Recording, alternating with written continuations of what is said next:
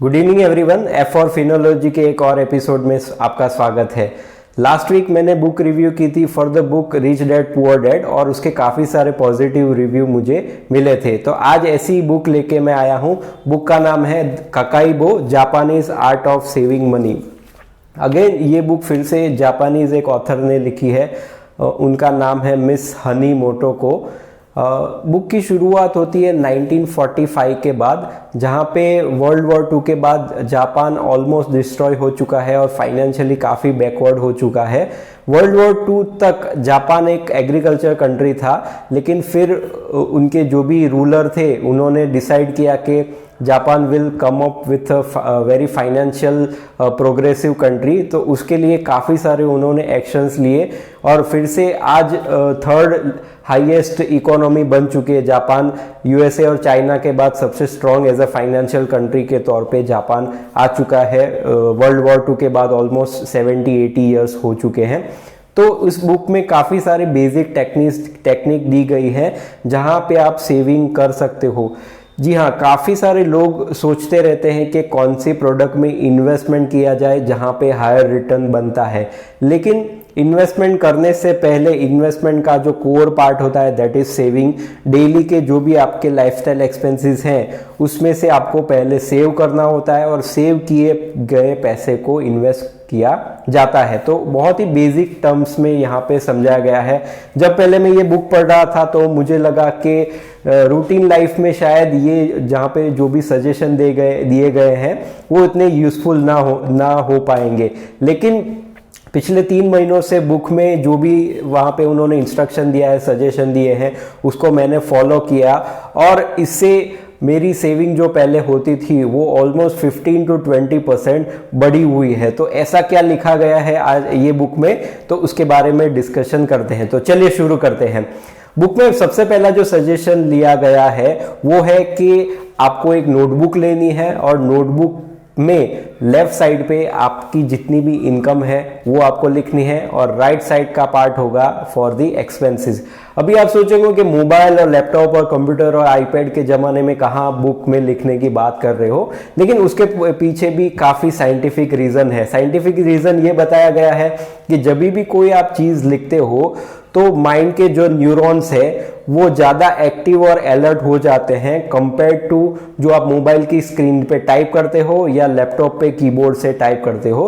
तो इसीलिए यहाँ पे जो भी मेथड ट्रेडिशनल लिखी गई है वो लिखने के ऊपर ज़्यादा फोकस करते हैं। तो लेफ्ट साइड पे इनकम पे जो पार्ट है वहाँ पे आपको लिखना है। अगर आप सैलरीड पर्सन हो तो आपकी जो सैलरी आती है, आपको कोई रेंट कोई प्रॉपर्टी से आता है, आपके कोई ऐसे इन्वेस्टमेंट में है जहाँ पे रेगुलरली इंटरेस्ट इनकम आपको मिलती है, या तो आपने किसी को पैसे उधार दिए हैं और उसका पेमेंट आपको रिसीव होता है। तो ये सब चीज़ें आपको लिखनी होती है लेफ्ट साइड के ऊपर, जहां पे आपको क्लैरिटी मिलेगी कि मेरी मंथली इनकम टोटल इतनी होती है। राइट साइड पे आपको लिखना है एक्सपेंसेस।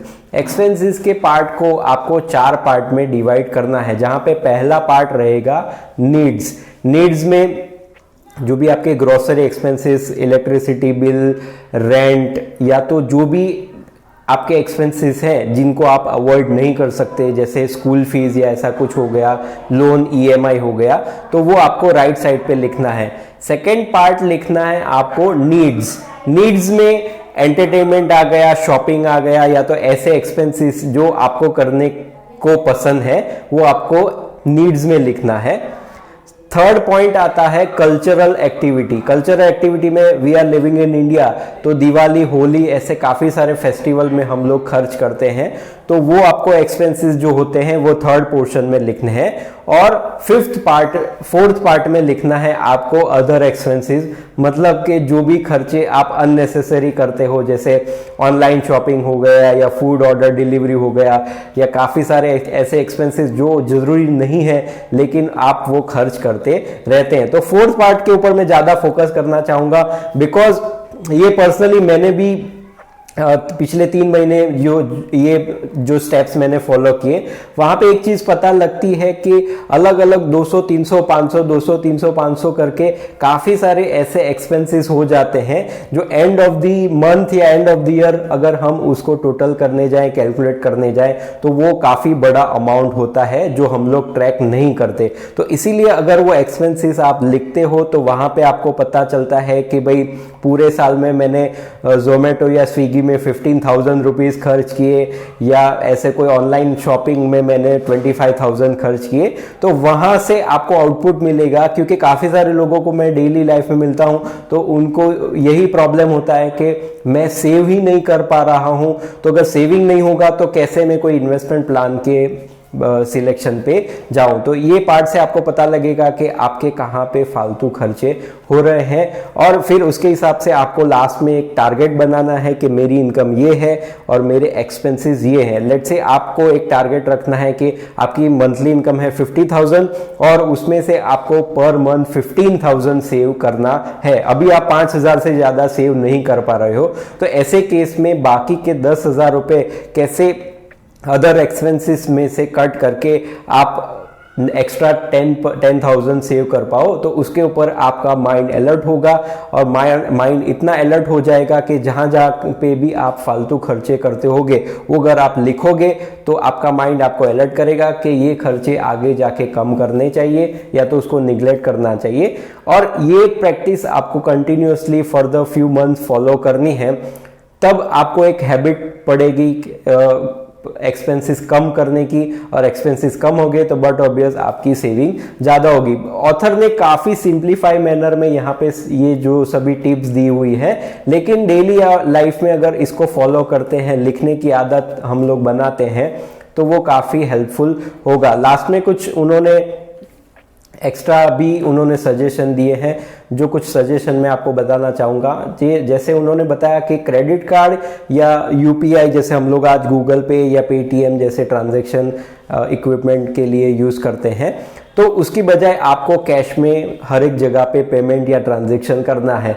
उसका रीज़न यही है कि जब भी आप कोई अननेसेसरी एक्सपेंस करते हो, जैसे आपने कोई मोबाइल ले लिया 25-30 हज़ार का, या वॉच ले ली 5-10 हज़ार रुपए की, तो आप ऑनलाइन पेमेंट करते समय आपका माइंड इतना अलर्ट नहीं होता कि मेरे इतने पैसे अननेसेसरी खर्च होते हैं। लेकिन वही चीज़ अगर आप अपने पॉकेट में से पैसे निकाल के पे करते हो, तो ये मैंने खुद भी रियलाइज किया कि तब उस टाइम पे आपको फील होता है कि भाई ये मेरे मेहनत की कमाई के पैसे मैं अननेसेसरी खर्च कर रहा हूँ। तो ऐसे केस में शायद कुछ चीज़ें आप लेना भी अवॉइड करें जो ऑनलाइन शॉपिंग में आपका माइंड इतना अलर्ट नहीं होता। दूसरी चीज़ उन्होंने बताई कि जब कभी भी आप ऑनलाइन शॉपिंग करते हो तो जो चीज़ आप ले रहे हो तो उसको 24 आवर्स के लिए आप कार्ट में पड़े रहने दो, और फिर नेक्स्ट डे फिर से अपने आप को एक क्वेश्चन पूछो कि डू आई नीड इट।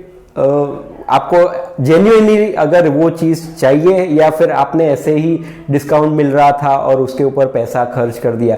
तो मेजॉरिटी केस में शायद आपको वो चीज़ की इतनी ज़रूरत नहीं है, बट बिकॉज ऑफ डिस्काउंट या बिकॉज ऑफ काफ़ी सारे इम्पल्सिव बाइंग हैबिट जो हमारी होती है, उसकी वजह से हम लोग वो चीज़ ऑर्डर करते रहते हैं। और तीसरी चीज़, जब कभी भी आप अपने एक्सपेंसेस को रिव्यू करने के लिए बैठते हो, तो आपने जितनी भी चीज़ें ऑनलाइन ऑर्डर की है बिफोर फ्यू वीक्स या बिफोर फ्यू मंथ, तो उसको एनालाइज करो कि एक्चुअल में मैं ये चीज़ें अभी यूज़ कर रहा हूँ, या तो फिर डिस्काउंट की वजह से मैंने ऑर्डर कर लिया था, वो चीज़ें मंगवा ली थी और फिर अभी वो चीज़ें ऐसे ही कपबोर्ड में पड़ी हैं जो मैं यूज़ नहीं कर रहा हूँ। तो ऐसे हैबिट से आपकी अननेसेसरी जो भी शॉपिंग या आप परचेज करते हो वो कम होगा, और आगे जाके आपको ये सेविंग में हेल्पफुल होगा। और प्रैक्टिकल टर्म्स में उन्होंने बताया है कि एक सर्वे हुआ था जहां पे 1,000 से ज़्यादा लोगों ने 1 साल तक ककाईबो मेथड फॉलो की थी और उसका रिजल्ट ये निकला था कि 14 से लेके 38% सेविंग इंक्रीज हुई थी ये ककाईबो मेथड फॉलो करने से। तो आई होप कि डेली रूटीन में आप भी इस ककाईबो मेथड को फॉलो करोगे और अपनी सेविंग को ग्रो कर पाओगे। तो ऐसे ही इंटरेस्टिंग चीज़ें लेके मैं हर बार आता रहूँगा एफ फॉर फिनोलॉजी के हर एक एपिसोड में। तब तक have a good day, thank you.